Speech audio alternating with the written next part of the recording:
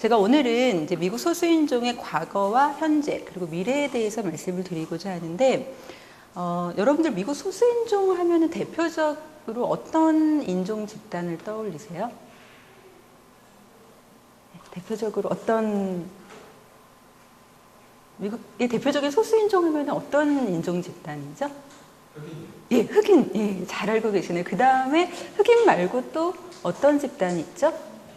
예, 히스패닉. 그 다음에 또 맞아요. 예, 아주 잘 알고 계시는데, 대표적인 미국의 소수인종 집단이라 그러면 말씀하신 대로 흑인과 히스패닉과 아시아계 미국인, 그 다음에 이제 인디안도 그 소수인종 중에 포함이 되기는 하는데, 현재 인디안이 약 200만 명 정도가 있고, 이 중에 한 100만 명 정도가 인디안 보호구역에 살고 있는데, 그 숫자가 워낙 적다 보니까 이제 소수인종 그 얘기를 할 때 인디안들은 좀 많이 제외되는 분위기예요. 그래서 제가 오늘 강의에 있어서도 흑인과 히스패닉과 그리고 아시아계 미국인을 중심으로 해서 말씀을 드리도록 하겠습니다.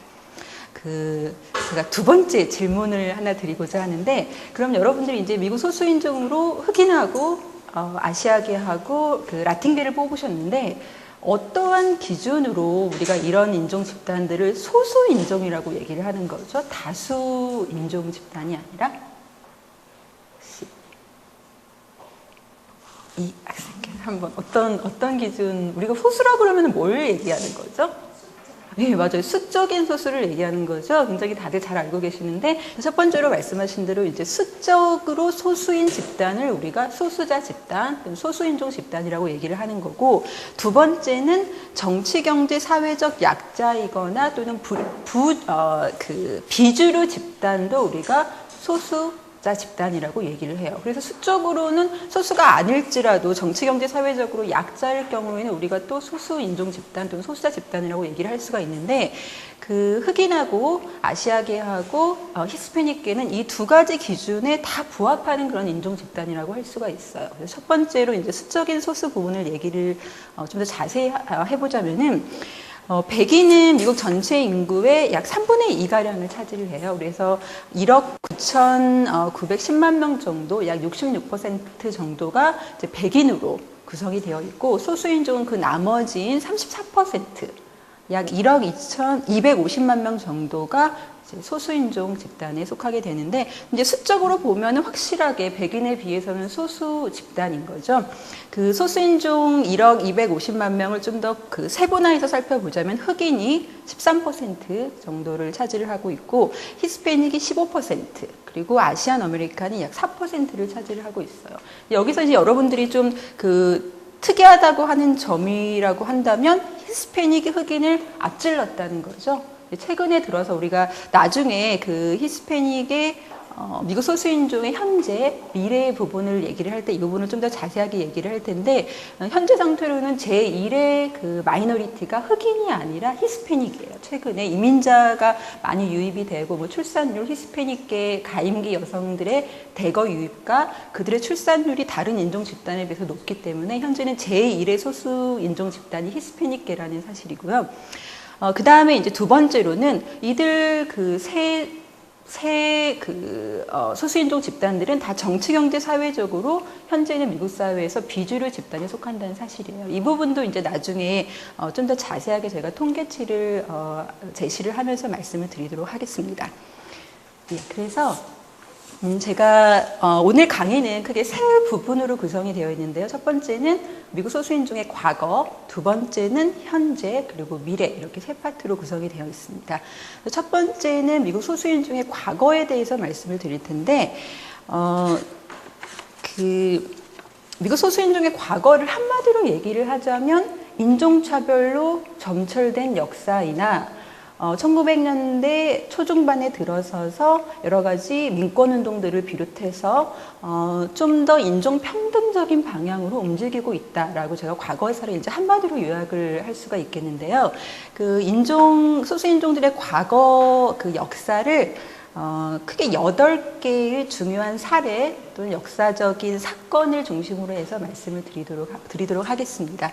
첫 번째는 이제 당연히 미국 역사의 시작과 함께 시작이 돼야 되는 건데, 이 대부분의 흑인은 그 신대륙에 도착해서 1865년도에 노예제도가 폐지될 때까지 흑인 노예 생활을 한 거죠. 그래서 우리가 5분의 3의 인간이라는 표현을 해요. 흑인을 5분의 3의 인간이라고 표현을 하는데, 이제 5분의 5, 즉 1의 인간이 안 된다는 거죠. 그거에 못 미친다는 거죠. 5분의 3의 인간이니까. 그래서 인간이긴 인간인데 사고팔 수도 있고, 뭐 인간에 좀 모자라는 그런 존재로서 이제 흑인 그 대표적인 소수의 인종을 그렇게 취급을 했는데, 이 5분의 3의 인간이라는 표현이 어디서 유래를 했냐면, 그 당시에 연방 헌법의 1조 2절에 그 각 주에 의원 총수하고 직접세는 인구 총수에 비례해서 계산을 해야 된다는 규정이 있었어요. 그래서 그 밑에 이제 규정으로 뭐라고 얘기를 하냐면, 흑인 노예들은 백인 자유인의 5분의 3만 인정해서 5분의 3만 고려를 해서 계산을 해야 된다는 그런 규정이 있었기 때문에, 이제 그런 규정에서 우리가 5분의 3의 인간, 흑인은 그 당시에 5분의 3의 인간이었다는 그런 표현을 하는데, 이제 이러한 표현이 그 당시에 그런 흑인들의, 그 건국 초기의 흑인들의 위치를 아주 극명하게 보여주는 그런 표현이라고 할 수가 있습니다. 두 번째는 1860년대에서 70년대에 수정헌법 이 통과가 되면서 이제 그 흑인 노예제도가 금지되고 흑인들에게 어떠한 평등한 시민적 권리가 헌법상으로 보장이 된 그 사건을 얘기를 할 수가 있는데요. 1865년도에 시민전쟁이 종결이 되고 링컨 대통령이 중심이 된 공화당이 이렇게 수정헌법을 통과시켜서 흑인들에게 참정권도 주고 뭐 시민권도 주고 그랬어요. 근데 제가 옆에다가 인종 간의 실질적 평등 보장하고 퀘스천 마크를 달았죠. 그러니까 그렇지 않았다는 얘기를 제가 하고자 하는 건데, 이제 헌법상으로는 보장이 되어 있지만 실제적으로 현실에 있어서는 이런 흑인들의 참정권과 시민적 권리를 교묘하게 배제시키는 그러한 다양한 제도들이 현실적으로 많이 존재를 했어요. 그래서 제가 그 제도들 한 6개 정도를 간단하게 말씀을 드리고자 하는데요. 첫 번째가 화이트 프라이머리라고 그래가지고, 프라이머리 하면은 그 예비선거죠. 정당 예비선거를 얘기하는데 앞에 화이트가 붙었어요. 그래서 백인들만 이제 그 주 단위 정당 예비선거에서 그 투표를 할 수 있도록 허용을 하는 그런 제도들이 계속해서 남부주에서는 존재하고 있었어요. 그리고 두 번째는 그랜드파더 클로즈 그래가지고, 이건 조부 조항이라고 얘기를 하는데, 1867년도 이전에 할아버지가 투표를 했던 사람만 투표를 할 수 있도록 했어요. 1867년도 이전에 할아버지가 투표를 할 수 있었으면 그 할아버지는 백인이었고, 그런 할아버지를 가진 사람들은 백인일 가능성이 굉장히 큰 거죠. 그래서 흑인을 실질적으로 투표를 못하게 배제를 시키는 그런 아주 교묘한 그런 조항이라고 볼 수가 있습니다. 그다음에 다음으로는 이제 폴텍스라고 해서 그 투표를 하는 데 있어서 투표 수수료를 받았어요. 그래서 대부분의 이제 그 당시 흑인들은 가난했기 때문에 돈을 내면서까지 투표를 할 수는 없는 그런 상황이었기 때문에 또 암묵적으로 선거에 있어서 흑인을 배제시키는 그런 조항이었습니다. 그래서 이제 첫 번째와 두 번째, 세 번째 이런 것들이 남부주에서는 1865년 이후에 시민전쟁이 종결된 이후에 수정헌법이 통과된 이후에도 계속해서 실시가 되었기 때문에 인종 간의 이제 실질적인 평등은 좀 거리가 멀었다라고 볼 수가 있습니다. 그 다음으로는 짐크로법에 대해서 말씀을 드리고자 하는데, 그 짐크로는 이제 흑인을 비하하면서 부르는 그런 일반적인 호칭이라고 할 수가 있는데, 그 남부주에서 계속해서 실시가 되었어요. 그래서 남부주에서는 전쟁 후에 재건을 빨리 해야 된다는 그런 명목하에서 어떠한 것이 실시가 되었냐면은, 모든 공공장소, 학교나 철도나 호텔이나 그런 데에서 흑인과 백인 간의 엄격한 분리를 제도화를 했어요. 그게 바로 이제 짐크로법인데, 제가 잠깐 사진을 좀 보여드릴게요. 이제 짐크로법이 실시될 당시에 이제 공공장소에서 있었던 여러 가지 표시판들인데요. 제일 위에 있는 거, 왼쪽에 있는 거는 극장인데, 뭐 for colored people 이렇게 되어 있죠. 그래서 유색인종만 받겠다는 얘기고, 그 다음에 제일 위에 오른쪽에 있는 거는 그 물 마시는 곳도 역시 왼쪽은 화이트, 오른쪽은 유색인종. 엄격하게 분리가 되어 있고, 그 밑에 있는 거는 화장실인데요. 화장실 역시 흑인과 유색인종, 흑인과 백인이 엄격하게 분리가 되어 있죠. 몇 가지 더 보여드릴게요. 예. 그래서 위에 있는 거, 위에 좌측에 있는 거는 호텔인데 글씨가 좀 작게 작아서 보이시려나 모르겠는데 for colored only라고 이렇게 되어 있어요. 그래서 이거 역시 유색인종만 받겠다는 것이고, 뭐 위에 오른쪽 위나 밑에 보면은 뭐 공공 그 스위밍풀인 것 같아요. 수영장인데 수영장에서도 역시 그 백인만 받겠다는 그런 표지판이죠. 그래서 이러한 이제 우리가 그 표지판에 의해서 볼 수 있는 것처럼 짐 크로법에 의해서 미국 남부에서는 공공시설에 대한 흑인과 백인의 사용이 엄격하게 분리가 되어 있었습니다. 예, 그 다음으로는 프레시 판결에 대해서 말씀을 드리겠는데요. 이거는 1896년도에 있었던 판결인데 여러분들 분리평등 원칙에 대해서 혹시 들어보신 적이 있나요? 분리평등 원칙 처음 들어보세요? 제가 그 강의하는 도중에 뭐 질문이 있거나 제가 말하는 거에 잘 이해가 안 되거나 아니면 뭔가 더 하고 싶거나 그러면 자유롭게 저를 방해를 해주세요. 전 방해받는 거 너무 좋아하거든요. 자유롭게 뭐 질문, 제가 말하는데 너무 빠르다거나 뭐 그럼 손 들고 얘기해 주시고 그래도 되고요. 근데 이제 프레시 판결 같은 경우에는 우선 이 호머 프레시라는 사람이 그 대법원에 제소를 해서 나온 판결이에요. 그래서 이름이 프레시 판결인데 그 다음 사진 좀 보여주시겠어요? 예. 이 사람이 이제 호머 프레시라는 사람인데 이 사람 보시기에 흑인 같으세요? 백인 같으세요? 백인 같으세요? 네. 또 어떠세요? 백인 같으세요? 아니면 저분은 이제 백인 같다고 얘기했는데 어떠세요? 교수님 보시기엔 어떠세요? 약간 섞인 것 예, 예, 정확하게 보셨어요. 예.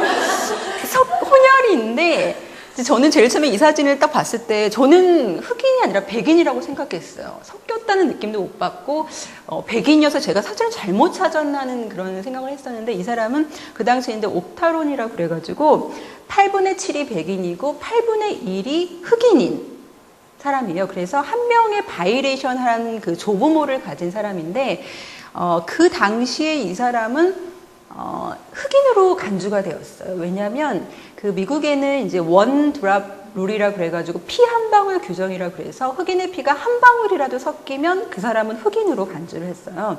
그게 아주 뿌리 깊은 관행인데, 뭐 한 예로 오바마 미국 대통령은 여러분들 다들 흑인이라고 간주하시죠? 미국에서도 흑인이라고 간주하지만 엄밀히 말하면 이제 그 케냐 출신인 아버지와 캔사스 출신인 백인 어머니 사이에서 태어난 흑백 혼혈인데, 혼혈이라고 얘기하기보다는 이제 흑인으로 많이 간주를 하는 것처럼 이제 호머 프레시도 그런 비슷한 이유로 그 당시에는 흑인으로 간주가 됐던 그런 사람인데, 이제 이 사람이 루이지애나주 앞에로 좀 넘겨주시겠어요? 예. 루이지애나주 그 뉴올리언스에서 열차를 탔어요. 열차를 타가지고 그 백인석에 가서 앉았더니 이제 차장이 와서 흑인석으로 옮겨달라고 요구를 하게 돼요. 근데 프레시가 그거를 거절을 하니까 뭐 주법에 위배됐다는 이유로 이제 체포가 되게 돼서 이제 프레시가 그거에 대해서 대법원에 제소를 하게 됩니다. 이러한 그런 흑백 분리 이런 것들은 이제 수정헌법의 평등 조항에 위배가 된다라고 해가지고 대법원에 제소를 하게 되는데, 대법원에서는 프레시의 손을 들어주지 않았어요. 대법원에서 얘기한 게 바로 유명한 그 분리평등 원칙인데, 공공시설의 조건이 동일하다면, 동등하다면 인종 간의 분리 자체는 차별이 아니다라고 얘기를 해요. 그래서 분리평등 원칙이라는 이름이 붙여지게 된 건데, 이제 대법원은 뭐라고 얘기를 했냐면, 열차 내에서 흑인과 백인석이 분리되더라도 열차를 탈 수 있는 조건이 동등하다면, 또는 공립학교에서 흑인 학교와 백인 학교가 분리되어 있더라도 교육 조건이 동등하다면 그것은 인종차별이 아니다라고 얘기를 하거든요. 여러분은 이 분리평등 원칙에 대해서 어떻게 생각하세요? 이게 그 인종차별적인 그런 판결이면서 원칙인가요? 아니면 합리적인 말이 되는 판결이라고 생각하세요? 예. 예. 예, 어떤 면에서 그런 것 같으세요? 좀 더 자세하게. 예. 아니, 짧게 그냥 하셔도 되고, 제가 괜히. 완벽하게 예. 우리가 너희를 흑백으로 지금 분리를 하려는 것을 표면적으로는 아닌 듯하게 내세우지만 네. 그래도 들여다보면 분리를 시키고 있잖아요. 예, 예. 그러면 합리적으로 자기네 입장에서는 예, 예. 그 당시 화이트 입장에서는 참 합리적인 부분은 자기들만의 존재지만 그래도 궁극적인 흑인의 입장에서 봤을 땐 여전히 차별이 맞아요. 예. 아주 좋은 지적을 해주셨어요.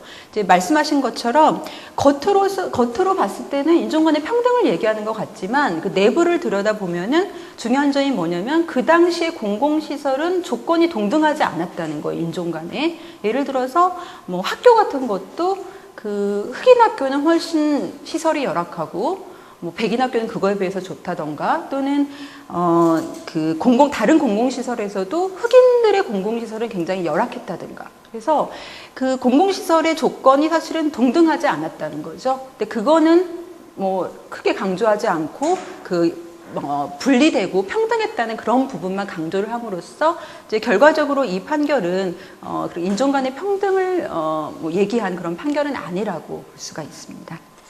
예, 그 다음은 이제 큐클렉스 클랜하고 백색 카멜리아 기사단 여러분들 많이 들어보셨죠? KKK요. 최근에 제가 그 법률 팁인가요? 보니까 KKK에 대해서 그 다시 이렇게 재조명을 하고 뭐 그런 프로그램이 하나 있더라고요. 그래서 이제 큐클렉스 클랜과 백색 카멜리아 기사단이 뭐 비슷한 성격을 가진 그런 단체들이었는데 흑인에 대한 폭력과 테러를 자행했던 그런 단체입니다. 그 다음 그림 한번 보여주시겠어요? 그래서 이런 뭐 그림들 많이 보셨죠? KKK는 그 유명한 게 이렇게 흰색 천을 뭐 후드라고 해야 되나? 가운 같은 거를 이제 쓰고 뭐 이렇게 십자가 모양으로 된 그런 들고 크로스 같은 걸 들고 이렇게 뭐 집회를 하고 그랬었는데 이제 흰색 천이 자기들이 백인이라는 것을 과시하기 위해서 저런 흰색 천을 사용을 했다라고 하더라고요. 그래서 이런 두 집단들은 이제 기독교 근본주의에 기반을 해서 그 백인 우월주의 그런 사상에 기반을 해서 흑인에 대한 테러 그리고 흑인을 도와주는 백인에 대한 테러나 폭력 등을 자행했던 그런 집단인데 이제 KKK 같은 경우에는 그 1920년에서 25년도 사이에 그 피크를 이뤘고요. 그 당시에 회원 수가 약 60만 명 정도에 달했었어요. 그래서 이제 이런 것들이 그 흑인에 대한 차별, 테러 이런 것들이 수정헌법이 통과됐음에도 불구하고 현실 생활에서는 계속됐다는 것을 보여주는 그런 예라고 할 수가 있겠습니다. 예. 그 다음에 좀 보여주시겠어요? 예. 지금 제가 그 미국 소수인종의 과거를 해서 8개 이제 사례를 중심으로 말씀을 드리겠다고 했는데 지금까지는 그 약간 차별, 그 인종 억압적인 그런 제도들 그런 부분을 많이 말씀을 드렸었는데 1900년도 초반, 중반에 들어서면서부터 좀 많은 변화가 있었어요. 그래서 그 중에 대표적인 것이 바로 전국 유색인 지위 향상 협회의 조직인데요. NAACP라고도 불리는데 1909년도에 창립이 되었어요. 그래서 그 인종 불평등에 대항하는 흑인들의 최초의 조직적인 저항 단체라고 할 수 있고요. 그 민권 운동가들을 대표해서 전국적으로 수많은 인종차별 폐지를 위한 그런 집회, 투쟁에 앞장섰던 그런 단체입니다. 이 단체 같은 경우에는 뭐 70년대, 80년대, 90년대에 들어서서는 그 지도자들 간의 갈등, 지도자들 간의 제가 나중에 이제 통합주의하고 분리주의에 대해서 말씀을 드릴 텐데 지도자들 간의 한 지도자는 뭐 통합주의를 주장하고 다른 지도자는 분리주의를 주장하고 또 뭐 이런 지도자들 간의 내부에서의 뭐 자금 문제 또는 성 스캔들 그런 것들이 있어가지고 그 90년대에 들어서서는 좀 많이 흐지부지 됐던 뭐 80년대부터 시작해서 계속 회원들도 이탈을 하고 또 자금 사정도 굉장히 좋지 않아서 여러 가지 문제점을 많이 가졌던 그런 단체이긴 하지만 1990년대 초에 창립이 돼서 중반 민권운동을 포함해서 여러 가지 그 미국 그 소수인종의 인권을 위해서 민권을 위해서 굉장히 많은 공헌을 했던 그런 단체입니다. 예, 그 다음으로는 이제 브라운 판결에 대해서 말씀을 드리려고 하는데요. 앞서 말씀드린 이제 그 플래시 판결은 분리평등의 원칙을 얘기를 한 거죠. 그런데 이제 브라운 판결은 분리평등의 원칙을 뒤집었어요. 그래서 굉장히 획기적인 그런 판결이라고 얘기할 수 있는데, 이 브라운, 아까 전에 플래시 판결이, 플래시가 사람 이름이었잖아요. 대법원에 제소한. 그래서 브라운도 사람 이름이겠죠. 여러분들 그렇게 생각하시죠? 그래서 이 브라운도 사람 이름인데, 캔사스에 거주하는 이 브라운이라는 사람이, 딸이 있었는데 8살인가 그랬었어요. 근데 이 딸을 흑인 학교에, 이제 흑인이니까 흑인 학교에 보내려고 했는데 흑인 학교가 약 20블록 정도 떨어져 있었어요. 그래서 너무 머니까 대신에 7블록 정도 떨어진 그 백인 학교에 보내려고 결정을 하게 되는데, 그 당시 그 학교는 아까 전에 짐크로법에서 말씀을 드렸던 것처럼 인종 간의 학교 분류가 굉장히 엄격하게 지켜졌었어요. 그래서 이제 대법원에 제소를 하게 되는데, 이 대법원에서는 뭐라고 얘기를 했냐면 분리평등 원칙은 맞지 않다라고 얘기했어요. 분리평등 원칙은 공적 교육의 영역에서는 적용되지 말아야 한다라고 판결을 내렸기 때문에 미국 소수인종의 과거에 있어서 굉장히 아주 획기적인 그런 사건 중에 하나라고 할 수가 있습니다. 그래서 브라운 판결에서 뭐라고 얘기를 했냐면, 공립학교에서 백인과 흑인을 분리를 하는 것은 유색인 학생에게 좋지 않은 영향을 미친다라고 얘기를 했어요. 왜냐하면은 인종 분리라는 것은 흑인 집단의 열등함을 의미를 하기 때문이고, 분리된 교육시설은 따라서 근본적으로 불평등한 것이라고 얘기를 했어요. 그래서 앞서 말씀드린 플래시 판결하고는 굉장히 다른 거죠. 사상이 거의 그 생각의 아주 전환을 가져왔던 그런 판결이라고 볼 수가 있습니다. 그래서 인종 간의 통합의 중요성을 강조를 했어요. 그래서 버싱 제도가 이제 브라운 판결로 인해서 도입이 되게 되었는데, 그 다음에 여러분들 미국 드라마나 뭐 영화 보면은 이런 노란 통합버스 많이 나오죠. 그래서 이런 그 스쿨버스를 사용을 해서 흑인 학생을 백인 학교에, 그다음에 백인 학생을 흑인 학교에 이렇게 보내면서 서로 인종 간의 통합을 제도화하려고 했던 버싱 제도가 이제 본격적으로 시작이 되게 된 그런 판결입니다. 근데 이런 이제 버싱 제도 관련해서도 뭐 굉장히 획기적인 그런 판결이고 획기적인 제도였지만 문제점이 없었던 것은 아니에요. 예를 들어서 이제 백인 부모 입장에서는 백인들만은, 이제 백인들과 흑인들은 요즘도 많이 그렇지만 레지덴셜 세그리게이션이라고 그래가지고 거주지가 분화되고 있는 경우가 굉장히 많아요. 같은 인종 집단끼리 많이 모여서 살고 있기 때문에. 그래서 백인 부모 같은 경우에는 내 자식을 내 주위에 있는 가까운 학교에 보내고 싶지, 저런 스쿨버스를 사용해가지고 아주 몇 블락 먼데 떨어진 낯선 그런 환경에 있는 그런 지역까지 자신의 자식을 보내고 싶어 하지 않고, 또 흑인 부모도 마찬가지이기 때문에 버싱제도 관련해가지고 그 이후에 또 여러 가지 찬반 논쟁이 계속되게 됩니다. 예, 그 다음 거 좀 해주시겠어요? 예. 그 다음은 1960년대 민권운동에 대해서 말씀을 드리고자 하는데요. 이제 민권이라면 우리가 소수자의 권리를 이제 민권이라고 하고, 이런 소수자의 권리를 보장하고 확대하기 위한 운동을 민권운동이라고 얘기를 하는데, 1960년도에 미국에서 이런 민권운동이 있었죠. 그래서 이제 민권운동의 그 핵심적인 주장은 헌법이 보장하는 평등이 모든 미국인에게 실질적으로 집행될 수 있어야 한다는 거죠. 앞서서 말씀드린 수정헌법 같은 경우에는 법상으로는 규정이 되어 있지만 실질적으로는 이루어지지 않았단 말이에요. 그래서 민권운동은 모든 미국인, 제가 이렇게 따옴표를 했죠. 모든 미국인에게, 소수인종 집단을 포함한 모든 미국인에게, 그 다음 따옴표가 실질적이죠. 법상으로뿐만 아니라 실질적으로도 집행될 수 있어야 한다는 걸 주장을 했는데, 그래서 이제 이러한 민권운동을 통해 가지고 1965년도에 투표권법이 만들어지게 되고, 투표권법을 통해 가지고 남부 흑인이 실질적으로 참정권 행사를 할 수 있게 되었고, 이후 이러한 투표권법이 히스패닉계와 아시아계까지 확대 적용되게 됩니다. 다음, 예. 여러분, 이제 흑인 민권운동의 대표적인 사람 그러면 마틴 루터 킹하고 말콤 엑스 많이 떠올리시죠? 그래서 마틴 루터 킹이 유명한 연설이 뭐죠? 유명하게 한 유명한 표현이 뭐죠? 저 학생 알고 있는데 지금 알고 있는 것 같은데. 뭐죠?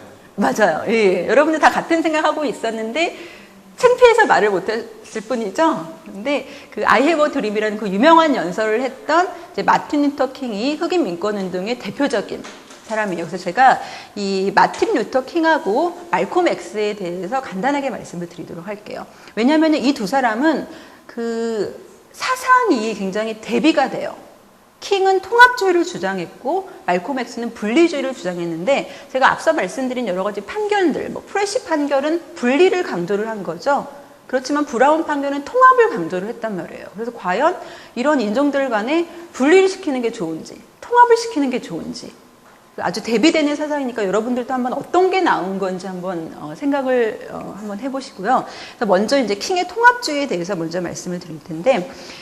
마틴 루터 킹은 모든 사람의 유엄과 가치, 인격주의, 그다음에 기독교주의 사상인 사랑과 정의 이런 것들을 굉장히 강조한 사람이에요. 그래서 비폭력 저항 운동을 주창을 했어요. 그래서 킹의 이러한 사상은 이제 북부 백인들의 지지뿐만 아니라 남부 백인들의 속죄까지 가능하게 함으로써 아주 큰 영향력을 발휘를 했던 그런 사상인데.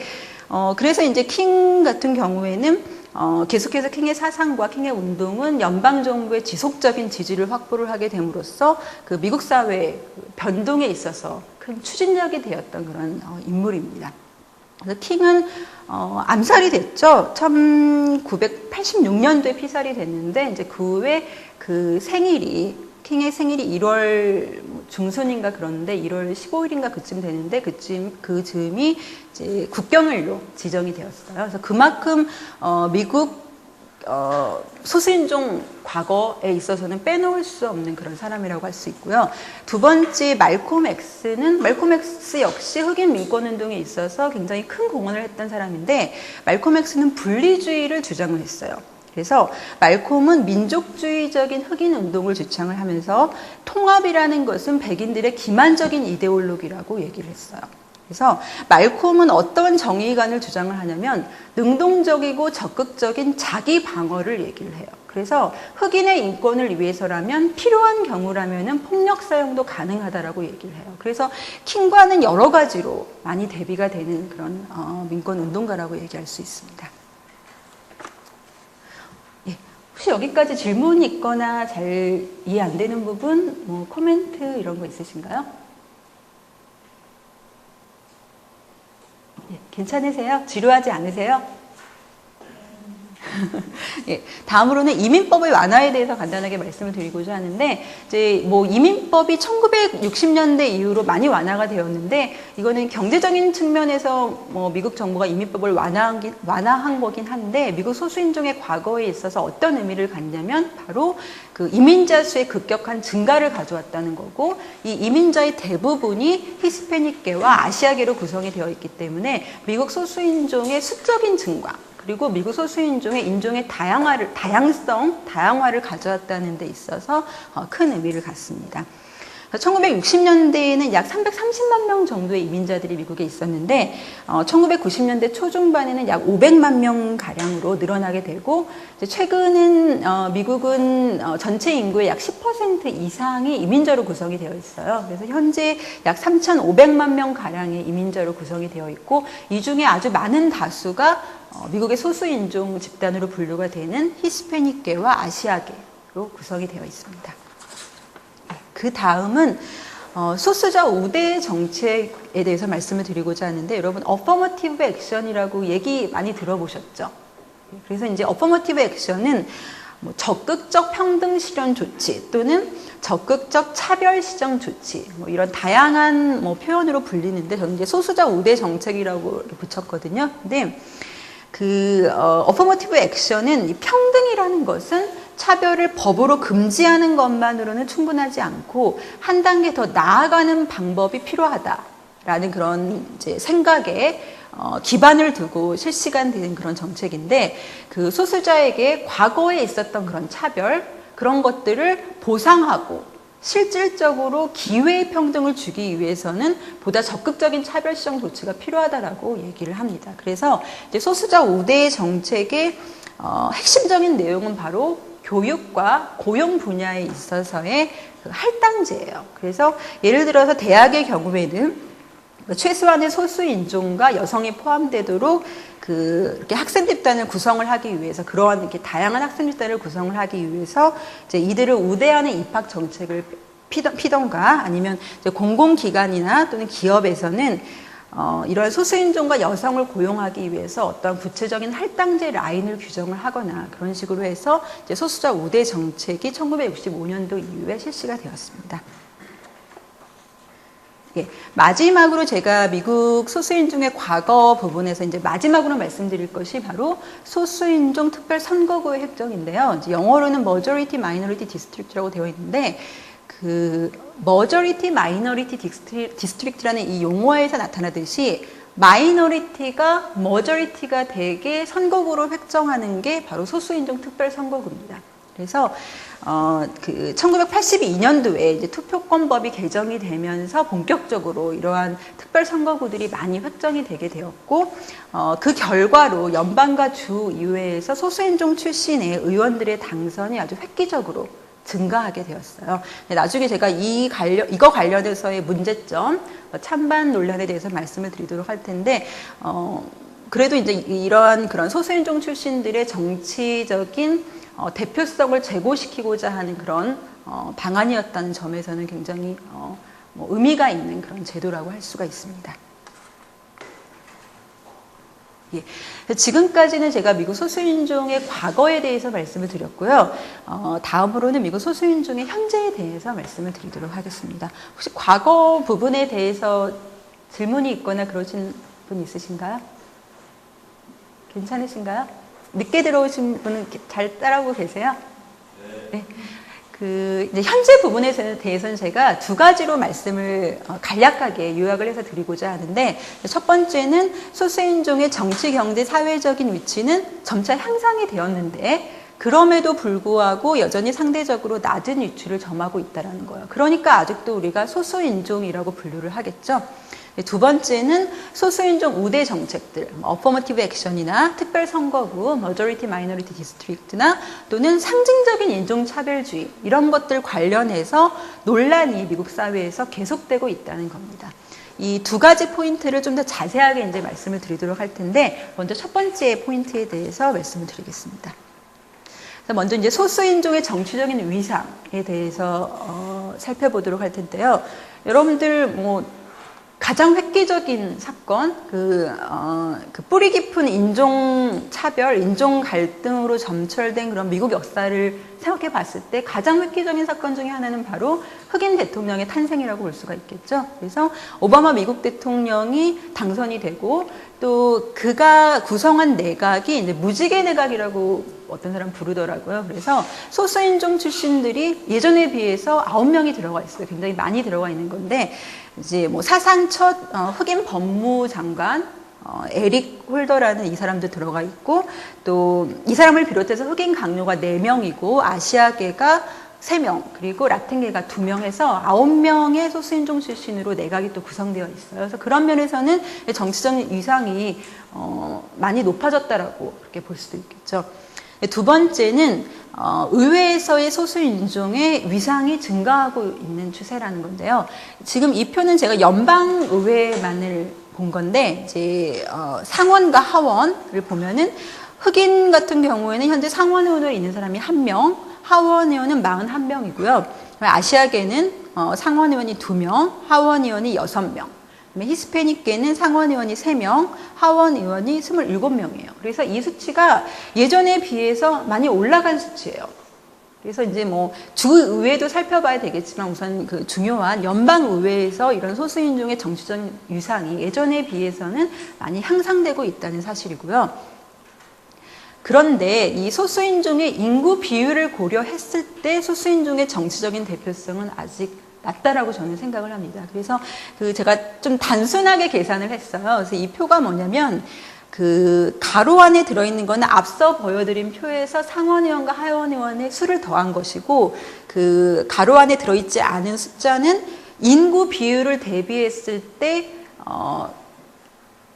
인구 비율에 비례한 의원 수예요. 그래서 이제 흑인 같은 경우에는 전체 인구의 13%, 아시아계는 4%, 히스패닉은 약 15%를 차지하니까 이제 계산을 해봤더니 흑인 같은 경우는 현재는 42명인데 인구 비율 대비했을 때는 69명 정도가 있어야지 인구 비례했을 때 나오는 그 숫자이고요. 아시아계는 현재는 8명인데 21명이 있어야지 인구 비율에 비례한다고 볼 수 있고, 거의 뭐 아시아계도 몇 명인가요? 11명, 19명, 뭐 그 정도가 거의 배가 더 있어야 된다는 얘기인 거죠. 히스패닉계 같은 경우에도 현재는 30명, 연방의회의 의원으로 있는데, 인구 비율을 고려했을 때는 약 80명 정도가 의원이 당선이 돼야 된다는 거죠. 그러니까 히스패닉계도 거의 2배 이상으로 정치적인 대표성이 제고되어야지 인구 비율에 대비했을 때는 비례한다라고 얘기를 할 수가 있겠죠. 그래서 뭐 간단한 계산 방법이긴 하지만 이런 것들을 봤을 때도 우리가 그 소수인종의 정치적인 위상은 나아지고는 있지만 여전히 낮다. 특히 정치적인 대표성은 제고돼야 될 필요성이 높다라고 얘기를 할 수 있습니다. 그 다음은 소수인종의 사회적 경제적인 위상인데요. 제가 몇 가지 통계치를 한번 가져와 봤는데요. 여러분들 잠시 시간을 두고 이 표를 한번 살펴보시겠어요? 여러분들 뭐 특이한 점 뭐가 있을까요? 한번 제가 시간을 좀 드릴게요. 한번 살펴보세요. 누구 발견한 분 계세요? 예, 뭐가 있을까요? 일단은 연간 수입이 아시아계가 더 많고. 네. 네. 근데 또 빈곤율은 빈곤율은 좋고요. 학사 치료율은 또 아시아계가 더 많고. 예. 그래서 이제 저분이 발견하신 것 중에 하나는 이제 아시아계가 백인보다 여러 부분에 있어서 더 위상이 높다라고 얘기할 수 있다는 거죠. 또 하나는 또 뭐가 있을까요? 일반적으로 이 표에서 우리가 일반적으로 발견할 수 있는 현상은 뭘까요? 인종 간의 격차가 심한가요? 아니면 심하지 않나요? 어떠세요? 인종 간의 격차가 심한가요? 아니면 인종 간의 격차가 별로 없나요?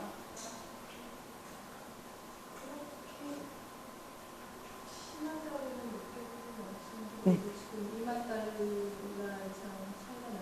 네. 예, 그렇죠.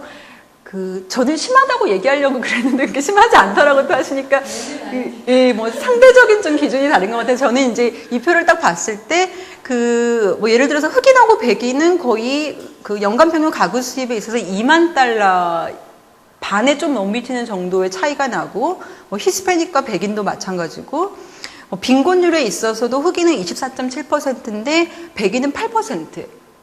거의 격차가 좀 상당하다고 볼 수 있죠. 학사학위 취득률에 있어서도 이제 흑인하고 히스패닉은 10%, 히스패닉은 10% 초반, 그다음에 흑인은 10% 후반인데 백인은 거의 30%에 달하고. 그래서 인종 간에 이렇게 격차가 심하고, 또 흑인하고 히스패닉은 백인에 비했을 때 그 경제사회적인 위상이 아직은 굉장히 낮다라고 얘기할 수 있는 거죠. 그 다음에 또 하나는 저분께서 말씀하신 것처럼 아시아계가 연간 평균 가구 수입을 봤을 때 백인보다 높아요. $10,000 정도가 높고, 또 학사학위 취준율을 보면 굉장히 놀랍죠.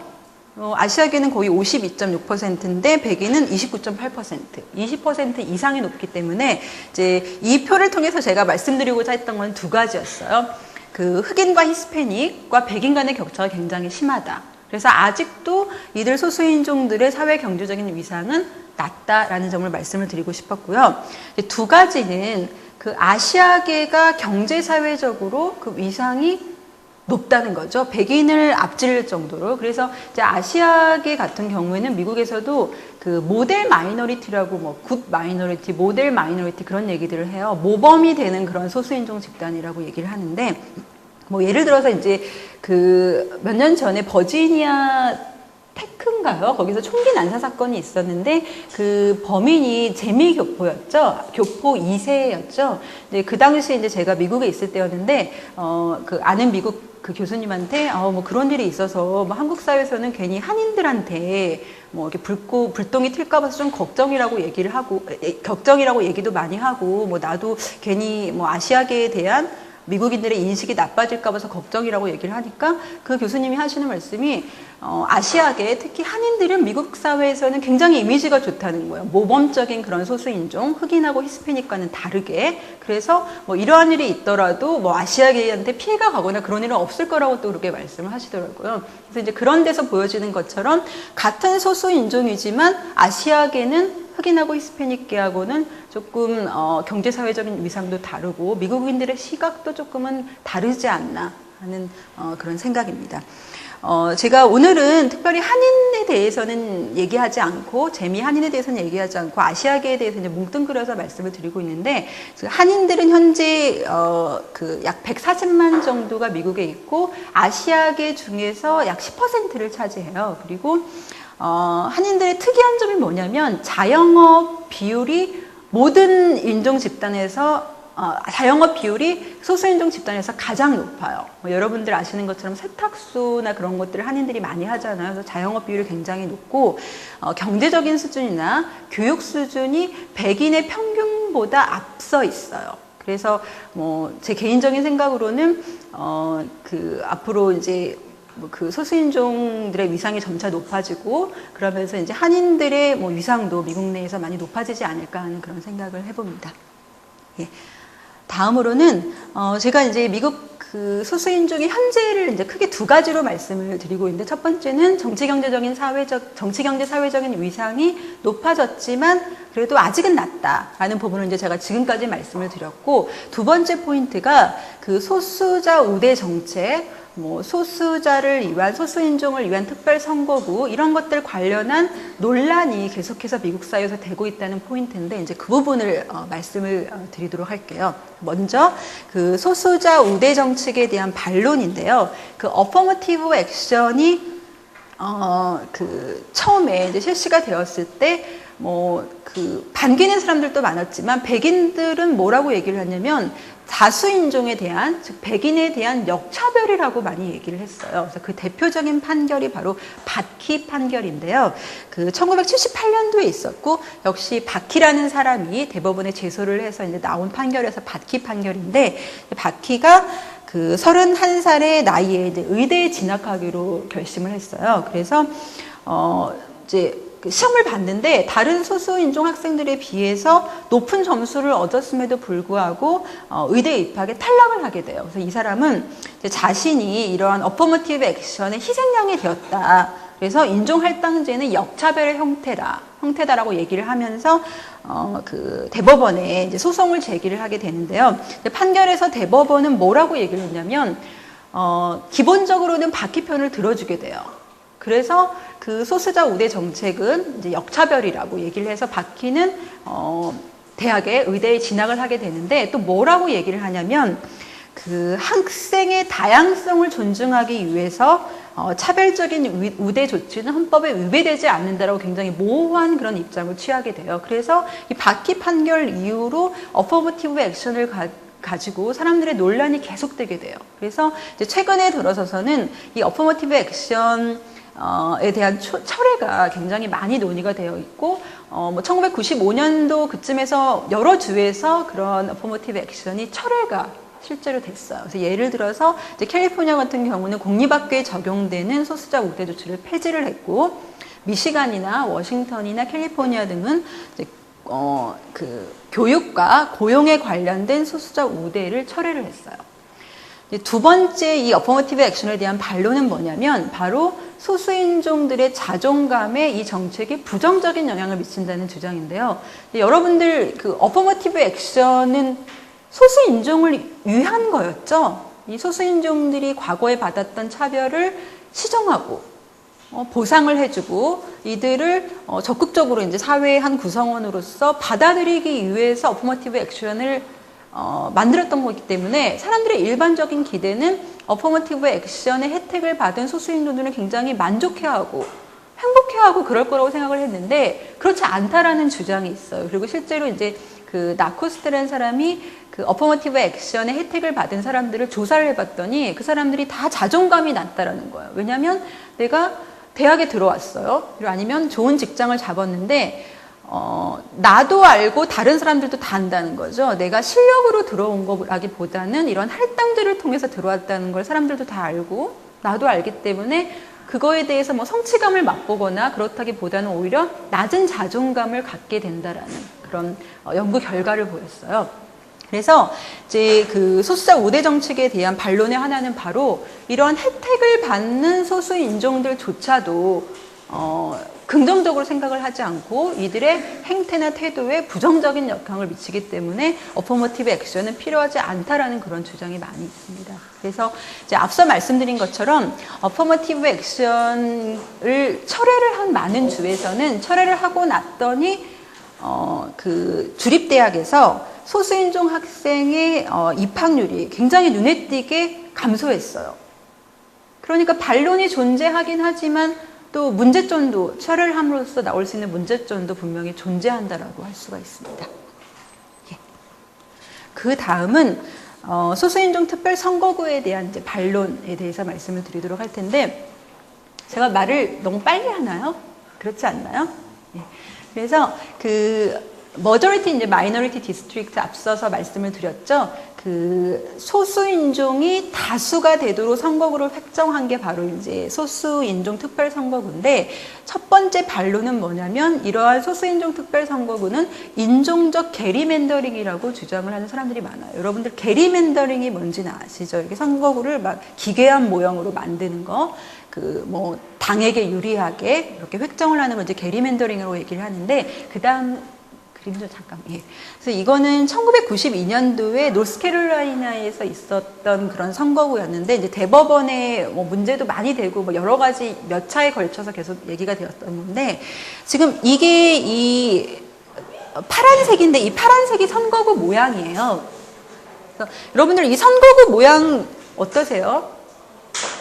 굉장히 기괴하죠. 인위적으로 자기적으로 만들었는데 뭐 일반적으로 우리가 선거 모양 얘기하면 이렇게 뭐 이런 형태가 보통 나와야 되는 건데 그 하이웨이를 따라서 살고 있는 흑인들을 다수자로 만들기 위해서 선거구를 만들다 보니까 이런 형태가 나왔던 거예요. 그래서 이제 그 앞에 좀 넘어가 주시겠어요? 그래서 이런 식으로 선거구를 획정을 하는 것은 인종적 게리맨더링이다. 그래서 인종이라는 이유 하나만으로 이렇게 선거구를 획정하는 것은 좋지 않다, 맞지 않다. 뭐 그런 이제 주장들도 있고 그런 판결도 있고 그랬었어요. 그래서 이제 이 소수인종 특별선거구가 소수인종 출신의 정치가들을 획기적으로 그 숫자를 증대시키는데 획기적으로 증대시키는데 큰 기여를 했음에도 불구하고 이제 이런 문제가 계속해서 있게 되고요.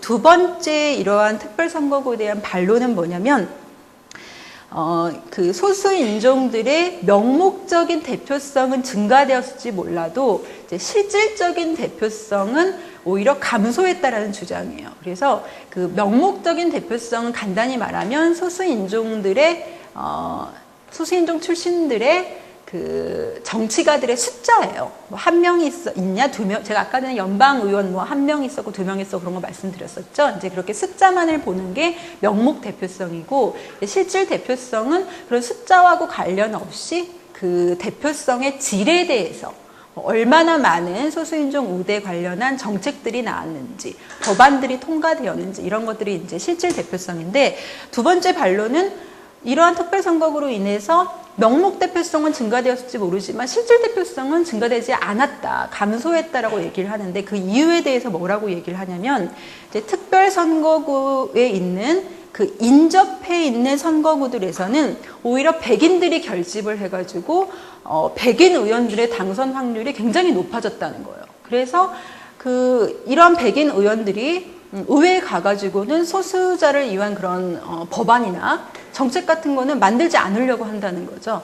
그래서 오히려 소수인종들의 정치적인 대표성은 감소되게 된다. 따라서 이 소수인종 특별선거구는 폐지해야 된다. 그런 주장들도 있습니다.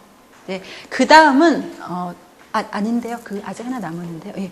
그 다음에 그 소수인종 특별선거구 관련한 반론은 무엇이냐면 이 특별선거구에 거주하는 소수인종들이 투표 참여를 굉장히 안 한다는 문제예요.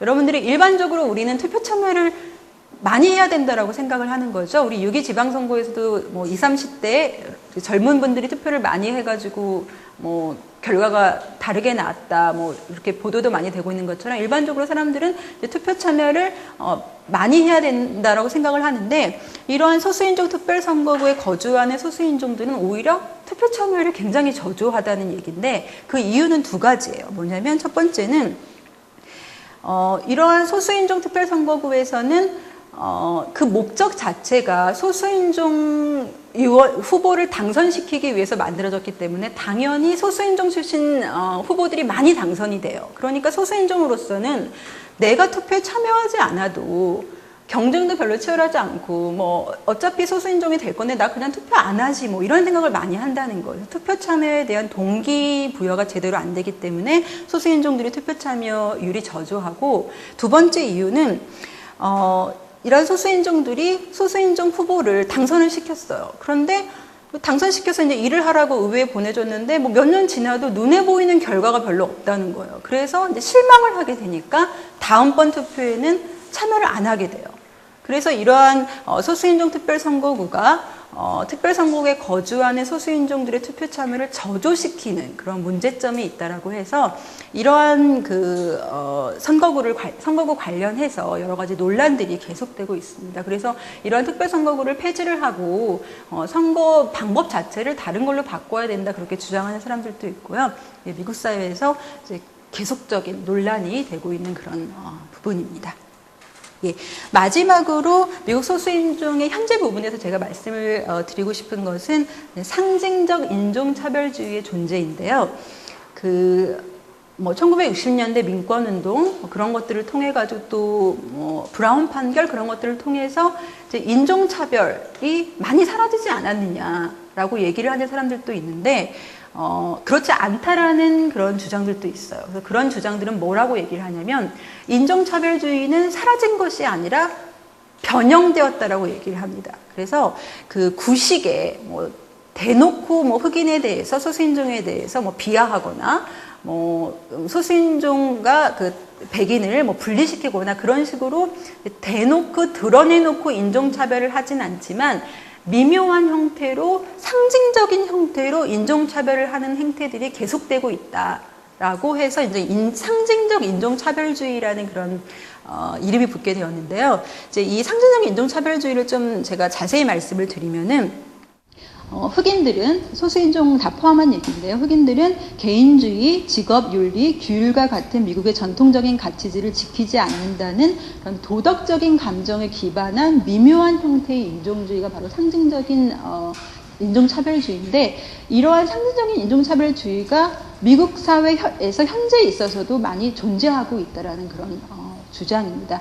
제가 이 예가 아주 맞는 건지는 모르겠는데, 제가 미국에서 공부를 할 때 저희 과에 유일하게 흑인 학생이 한 명이 있었어요. 근데 그 흑인 학생이 어느 날 저랑 굉장히 친했는데 어느 날부터 굉장히 표정도 너무 밝아지고 너무 행복해 보이는데, 그 이유를 제가 물어봤더니 이 사랑에 빠졌더라고요. 연애를 하게 되었어요. 같은 캠퍼스에 있는 그 여학생이랑. 근데 그 여학생이 백인 여학생이었어요. 그래서 저는 이제 걔가 그 부분에 대해서 좀 약간 고민을 하는 것 같긴 하더라고요. 근데 시간이 좀 지난 다음에 결혼을 하려고 한다고 그러더라고요. 근데 그 흑인 학생이 젊었어요.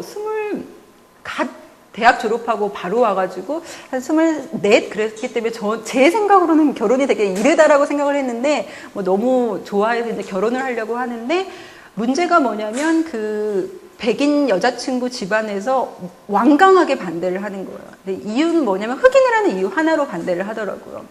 그래서 굉장히 이제 진통이 많았어요. 그 학생이, 그 여학생이 집이 샌디에고인데 거기 가가지고 부모님을 만나고 그랬는데, 부모님이 굉장히 좀 냉정하게 대하고 그랬다고, 저한테 상처를 받았다고 그런 얘기도 하고 그러더라고요. 그래서 그런 우여곡절을 겪어서 결국은 별로 그 백인 여학생 집안에서 별로 축복을 못 받고 그냥 결혼을 하긴 했어요. 그래서 이제 잘 살고 있긴 한데, 저는 좀 그거를 보면서 느꼈던 게, 흑인 대통령이 당선되는 이러한 시대에서도 그냥 흑인이라는 이유만으로 저렇게 싫어할 수도 있구나, 이런 생각이 좀 들더라고요. 또 그 학생이 굉장히 공부도 잘하고 인간성도 좋고 여러 가지로 다 괜찮은 학생이었는데, 저는 또 그게 바로 이제 상징적인 인종차별주의의 한 형태가 그렇게 표출된 것은 아닌가 하는 생각을 해봤는데, 이제 앞서 말씀드린 것처럼 많은 제도적인 변화가 있었지만은 인종차별주의는 여전히 미묘한 형태로 존재한다는 그런 사실입니다.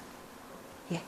그 다음은 지금까지 혹시 질문 있으시거나 잘 이해 안 되는 부분 있으신가요? 제가 지금까지 미국 소수인종의 현재 부분에 대해서 말씀을 드렸는데요. 미래로 넘어가기 전에 혹시 뭐 더 하고 싶은 부분이 있다거나 그런 분 없으세요? 네. 그러면 다음으로 이제 마지막으로 미국 소수인종의 미래에 대해서 제가 간단하게 말씀을 드리고자 하는데요. 첫 번째로 이제 미국 소수인종은 40년 내에 다수인종이 될 거라는 전망이 아주 많습니다. 여러분들도 뭐 신문이나 이런 거 통해서 많이 봤을 거예요. 그래서 그 이유로는 이제 이민자의 유입, 그리고 이런 이민자들, 특히 히스패닉계의 출산율이 굉장히 높다라는 건데요. 그래서 이번 세기에 미국은 소수인종이 다수인종으로, 다수인종인 백인이 소수인종으로 바뀌는 그러한 세기가, 그런 국가가 될지도 모른다는 그런 전망인데, 뭐 굉장히 압도적인 다수였던 백인이 소수인종이 될지도 모른다는 이런 가능성은 어떻게 보면 좀 미국 소수인종의 역사에 있어서 아이러니라고 볼 수도 있는데요. 이제 첫 번째는 이민자 유입에 대해서 말씀을 드리면은 제가 앞서서 1965년도 이후에 이민법이 완화되면서 이민자들이 대거 유입됐다고 말씀을 드렸죠. 그래서 이제 히스패닉계와 아시아계가 대부분을 차지하는 이민자들이 엄청나게 많이 들어오면서 이들의 인구 비율이 굉장히 높아지게 되었어요. 거의 지금 34% 정도를 차지하고 있는데 전 인구에. 그런데 이를 이민자들은 백인들과 비교했을 때 출산율이 굉장히 높다라는 거예요. 그래서 올해는 소수인종 신생아가 백인 신생아보다 많은 첫 번째 해였어요. 그래서 그 출산율을 좀 자세히 보시면 히스패닉은 거의 3명이고요. 흑인은 2.13명, 아시아는 2.04명, 그 다음에 백인은 1.87명이에요. 우리나라도 요즘 출산율 낮아서 굉장히 걱정인데 우리나라도 1점 얼마 되죠? 1.6 그 정도 되나요? 백인이 바로 그렇다는 거죠. 이 나머지 소수인종들, 히스패닉, 흑인, 아시안들은 다 2명 이상을 낳는데 백인 여성들은 출산을 굉장히 뒤로 미루는 그런 추세, 그런 경향이 계속 증가하고 있기 때문에 앞으로도 계속해서 이제 소수인종들의 숫자가 늘어나게 됨으로써 미국 소수인종은 뭐 2050년 경에는 다수인종이 될 거라고 하는 그런 전망이 있습니다. 그래서 이제 다른 예를 좀 말씀을 드리면은 미국 전체 이제 카운티가 약 3,100개 정도 되는데 이 카운티 10곳 중에서 한 곳은 이미 소수인종의 비율이 전체 인구의 절반을 넘어섰습니다. 그리고 이 카운티 4곳 중에서 한 곳은 소수인종 어린이들이 백인 어린이들의 수를 넘어섰거나 또는 그에 근접한 것으로 나타났기 때문에 미국 소수인종이 40년 내에 뭐 정확하게 40년이 걸릴지 50년이 걸릴지는 모르지만은 이런 수치를 생각해 봤을 때 이번 세기 안에 다수인종이 될 거라고 하는 전망은 어느 정도 좀 가능성이 높지 않을까 하는 생각을 해봅니다. 그래서 이제 백인 중심 사회에서 다인종 사회로 보다 본격적으로 넘어가게 될 것인데요. 이제 이렇게 백인 중심 사회에서 다인종 사회로 넘어가면서 미국 내부에서 일어날 수 있는 문제는 바로 미국의 정체성이 흔들린다는 문제이겠죠. 그래서 이제 헌팅턴 문명의 충돌을 얘기했던 헌팅턴 교수는 뭐라고 얘기를 했냐면은 앵글로 개신교도 문화라는 그런 미국의 국가 정체성이 이러한 소수인종의 도전으로 인해서 흔들리고 있고 이미 미국 내부에서 새로운 문명 충돌 현상이 벌어지고 있다라고 얘기를 했어요. 그래서 이 앵글로 개신교도 문화, 이 백인 중심 문화의 중요한 3가지 요소가 뭐냐면 이제 백인, 영어, 기독교라고 얘기를 할 수 있는데 앞서 얘기한 그런 인구 분포의 변화에서 볼 수 있는 것처럼 백인의 수가 아직은 다수지만 소수인종 숫자가 급격하게 늘어나고 있고 또 두 번째 영어 부분에 있어서 히스패닉은 이제 스페니쉬가 모국어인 사람들이고 아시아계는 또 아시아계 언어를 모국어로 쓰는 사람들이기 때문에 영어가 더 이상은 앞으로 미래에서는 이제 제1 언어 유일한 제1 언어로 쓰이기는 좀 힘들 수도 있다는 거죠. 세 번째는 앵글로 개신교도 문화의 주요한 요소 세 번째는 기독교인데 히스패닉은 약 70%가량이 카톨릭이에요. 뭐 카톨릭에서 이제 개신교로 많이 넘어간다라는 그런 주장도 있긴 한데 따라서 이제 기독교 중심의 그런 미국 문화도 흔들릴 수 있는 그런 가능성이 많이 있다라고 볼 수 있습니다. 예. 그래서 마지막으로 이제 제가 말씀을 드리고자 하는 것은 이렇게 소수인종의 도전으로 인해서 미국 정체성이 흔들리고 있는데 그러면은 과연 미국 사회는 어떤 방향으로 나아가야 될 것인지 그리고 그 나아가는 방향에 따라서 미국 소수인종의 미래가 결정이 되겠죠. 많이 영향을 받겠죠. 여러분들 대표적으로 그 두 가지 이론에 대해서 제가 말씀을 드리고자 하는데 여러분들 용광로 사회, 모자이크 사회 얘기 많이 들으셨죠. 이제 용광로 사회 같은 경우에는 동화 이론에 기반을 해서 그 1900년대 초반에 이민자가 많이 유입되면서 이 이민자들, 이 새로운 사람들을 과연 미국 사회에 어떻게 적응을 시켜야 되는지, 어떻게 받아들여야 되는지에 대해서 논의가 되면서 이제 용광로 사회라는 그런 개념이 나왔는데 이제 그 앵글로 개신교도 문화, 그런 백인 중심 문화, 이런 주류 문화 속에 소수인종의 문화를 녹여서 용광로에서 이제 뭐 새 같은 게 녹잖아요. 그런 것처럼 녹여서 동화시키고 융합을 시켜야 된다라는 게 바로 동화 이론에서 얘기하는 용광로 사회를 얘기하는 겁니다. 그래서 이제 이 용광로 사회는 뭐 더 이상은 좀 많은 사람들이 주장하지 않는다고 제가 얘기해도 될까요? 좀 예전에 많이 나왔던 얘기고 요즘 약간 그 용광로 사회를 조금 변형시켜서 이제 얘기하는 주장은 뭐냐면 기존의 용광로 사회 동아이론에서 얘기했다는 것은 백인 중심의 문화가 딱 있으면 그건 그대로 놔두고 소수인종들, 이민자들을 끌어들여서 백인 문화로 융합을 시키자라는 주장이었는데 약간 변형된 용광로 사회를 주장하는 사람은 뭐라고 얘기를 하냐면 백인 문화든 소수인종 문화든지 다 그냥 용광로 속에 녹여서 새로운 하나의 미국 문화를 만들자라고 얘기하는 그런 약간 그 변형된 형태의 용광로 사회를 주장하는 그런 사람들도 있습니다. 두 번째는 다문화주의인데요. 이게 바로 이제 모자이크 사회를 얘기하고 있는 그런 아이디어인데 다양한 인종의 정체성과 문화의 고유성을 인정하면서 공존을 추구하자라고 얘기를 합니다. 그래서 모자이크는 여러분들 보시면 뭐 여러 가지 돌이나 금속이나 조갑이나 타일 같은 거를 이렇게 조각조각 붙여서 만들어낸 그런 기법인데 이제 가까이서 보면은 이러한 여러 가지 조각들의 그런 특성들이 다 살아있는데 또 멀리서 보면은 하나의 어떤 그림을 보여주잖아요. 통일되고 조화로운 그런 것처럼 여러 소수인종들, 여러 인종 집단들의 그런 문화 정체성을 다 인정하면서 그렇지만은 인정하는 가운데서 우리가 공존을 해보자라고 얘기를 하는 거고요. 샐러드 보울 같은 경우에도 좀 비슷한 개념이에요. 샐러드 그릇을 우리가 보면은 이제 각기 여러 가지 뭐 채소나 야채가 이렇게 있으면서 그게 소스 안에 잘 버무려져서 나오잖아요. 그 채소나 과일들의 특성은 유지가 된 채. 그래서 그런 식으로 우리가 다양한 인종의 정체성과 문화를 인정을 하면서 공존을 하자라고 얘기하는 게 바로 이제 다문화주의입니다. 이거 관련해서는 앞서서 김 교수님께서 말씀하신 것처럼 우리나라도 이제 다문화 가정의 숫자가 굉장히 늘어나고 있죠. 그래서 제가 어디서 이제 들은 얘기인데 요즘 다문화 가정을 위한 교육 프로그램이 많대요. 근데 그 교육 프로그램을 가보면 그 커리큘럼이 어떻게 구성이 되어 있냐면 한국어 교육, 한국어 문화, 한국에서 뭐 생활하는 방법 이런 식으로 구성이 되어 있대요. 그래서 저는 이제 딱 그 얘기를 듣는 순간 여러분 어떠세요? 그런 커리큘럼은 이런 동아이론에 기반을 한 걸까요? 다문화주의에 기반을 한 걸까요? 네? 어떻게 보세요? 저기 약간 늦게 들어오신 분들은 어떻게 생각하세요? 의견을 좀 듣고 싶어서요. 이런 커리큘럼은 어떻게 보세요? 동아이론에 좀 더 가까운 건가요? 아니면 다문화주의에 조금 가까운 거라고 보세요?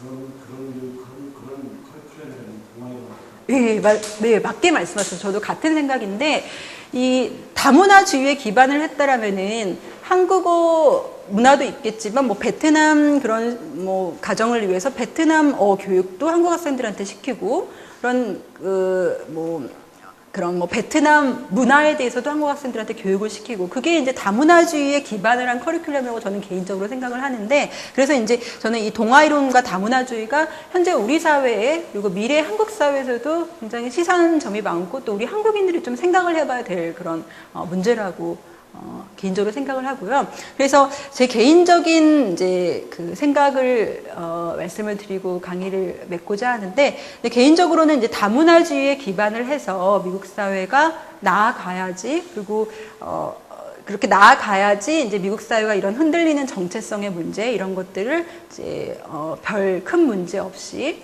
뭐 큰 충돌 없이 인종평등적인 그런 사회로 나아갈 수 있을 거라고 생각을 하고요. 저는 또 그럴 가능성이 많다라고 생각을 하는 게, 뭐 최초의 흑인 대통령도 탄생됐고, 또, 그 소수인종들이 정치 경제적인, 위상도 굉장히 높고, 특히 교육 수준이 굉장히 높아요. 이런 소수인종들이 아시아계의 교육 수준이 굉장히 높고, 그렇기 때문에 다문화주의에 기반을 해서 소수인종의 미래가 좀 더, 인종평등적인 그런 미래상으로 그려질 가능성이 높다라고 생각을 합니다. 예, 여기서 제 강의는 마치도록 하겠습니다. 감사합니다.